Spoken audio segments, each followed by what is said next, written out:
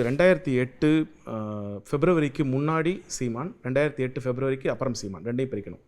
அவர்களுடைய கட்சி சார்ந்தவர்கள் பேசக்கூடியதே நான் வேற ஒரு கோணத்துலேருந்து நான் பார்க்கணும்னு நினைக்கிறேன். அவருக்கு ஈழம் குறித்த புரிதல் அங்கே போனதுக்கப்புறம் வருது. சரி, இன்னும் அவருக்கு அது தீவிரமாகுது.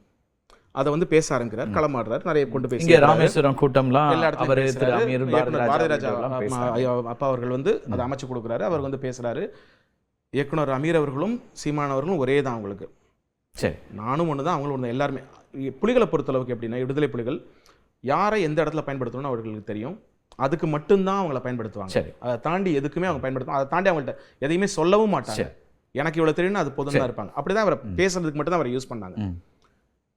இன்னைக்கு சீமான் இருக்கக்கூடிய இந்த இந்த ஒரு ஒரு ஒரு இடத்துல இருக்காருல்ல, இது அமீருக்கு கிடைச்சிருக்க வேண்டியது.